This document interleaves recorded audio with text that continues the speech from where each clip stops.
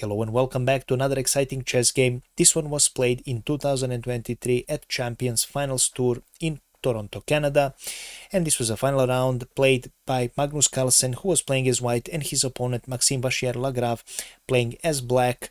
Magnus Carlsen came on top with his amazing strategic decisions, and as always, an exciting game is on your hands. So without further ado, we'll go straight into it.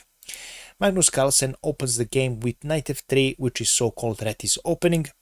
We have d5 on the board, and after c4 this is Reti's gambit. Black has a way to decline this with e6, or he can accept it.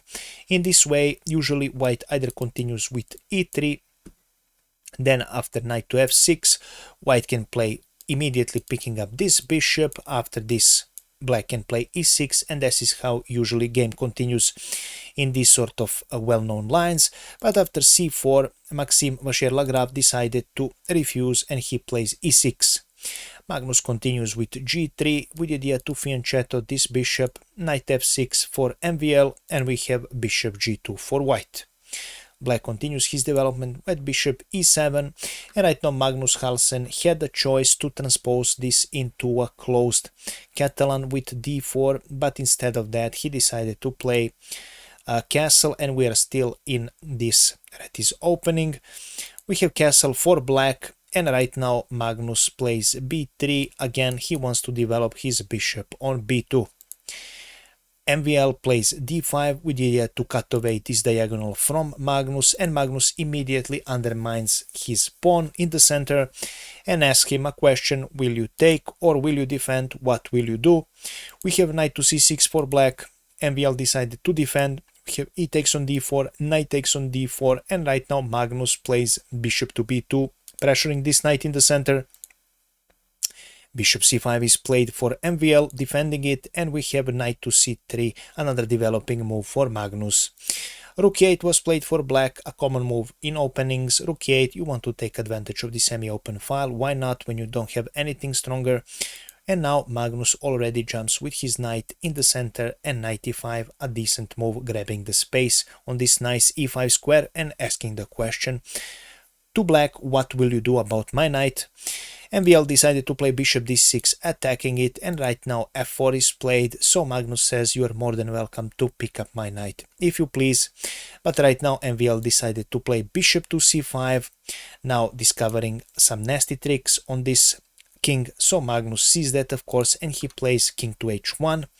We have queen to e7 for MVL, and right now we have g4 for Magnus Carlsen, playing really sharp. He starts an attack on the black king, and already the situation might be unpleasant if black is careless. We have rook to d8 right now to cover the defense of this knight, and Magnus doesn't wait. He plays g5, attacking this knight. Knight retreats to d7, trying to pressure this knight, and we have a knight to e4. Magnus puts his other knight in even closer to the black's king, and right now it can be dangerous if black is careless, which actually happened in the game. Recommended move was to pick up this knight and a little bit relieve the tension after f takes on e5. Yes, white is only slightly better. Look, position is unpleasant, but by computer evaluation only slight advantage for white. But MVL here makes a mistake, and he plays knight to f8, refusing to trade, which already now allows Magnus to start an attack with queen to h5, and the game is soon ending because the attack was that strong. We have knight to g6. Now MVL finally wants to offer this for a trade, but right now Magnus refuses, and he plays smartly knight to g4. His idea is a beautiful sacrifice, and you will notice it in a few seconds.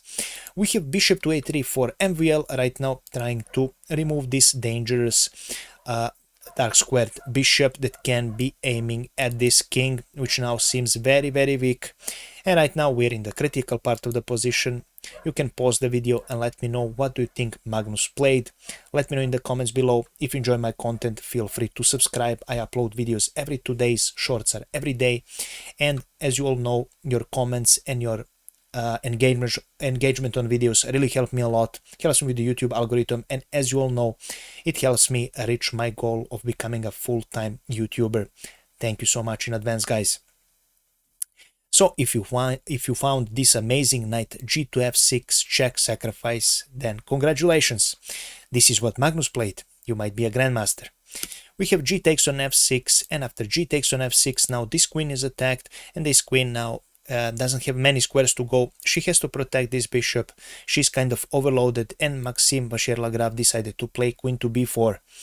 Magnus continues with knight to g5 here.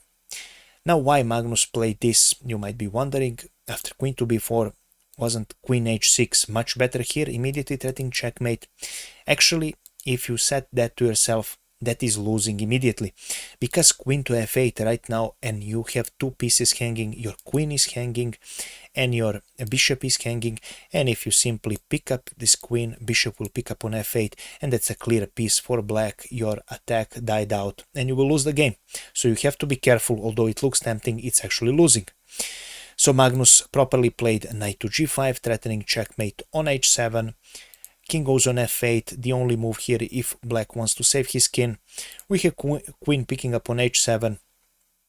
Maxime has to protect this f7 weak and vulnerable square because of a checkmate threat, but after bishop takes on d4, MVL decided to resign because now Magnus Carlsen simply picked up a piece. He's a few pawns up, and this position of the black king is in complete ruins. Of course, if rook takes on d4, this is not a possibility, but because queen f7 is the checkmate. And this is how Magnus Carlsen finished this game, guys, and this is all I have prepared for you today. I really thank you for your attention. Feel free to share your comments about this game.